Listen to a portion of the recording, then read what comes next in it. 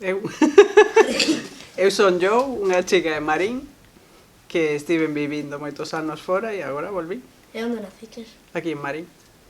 Cal é a túa relación co galego? Pois a miña relación co galego empezou hai moitos anos, cando eu estaba no instituto, e tive unha profesora que me fixo darme conta do importante que era o meu idioma. Sei que o nome da túa filla é Rula, como o páxaro. Como se vos ocorreu o nome? Hai moitos anos coñecín eu a unha chica que se chamaba Rula.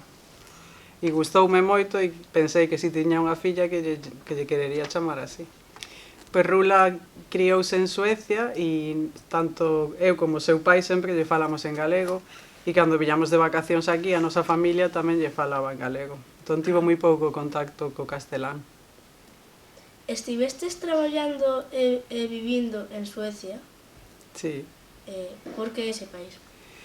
Pois porque foi un pouco non escollido realmente. Eu, cando acabei a miña residencia, eu son médica, non tiña unhas condicións laborais moi boas en Galicia e pensei en irme a outro país. E durante ese tempo, eu quería irme a Inglaterra porque eu falaba inglés, pero durante ese tempo escolleronme desde Suecia para poder ir alá. E eles ofreceronme aprender sueco e axudarme con todo. Por eso, ao final, acabei ali.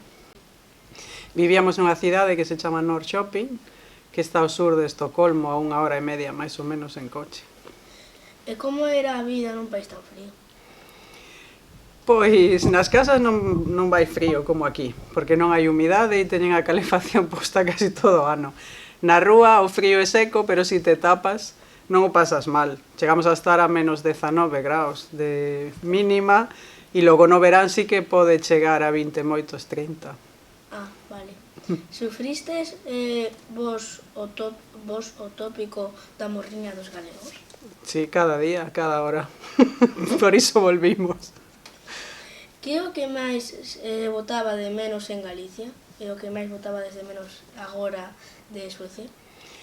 Pois de Galicia botábamos en falta a vida social, as familias, a posibilidade de falar coa xente na rúa, que te saudara, ter esa sensación de vida social, o clima, a praia, o mar e moitas cousas, o queixo de tetilla, comida en xeral.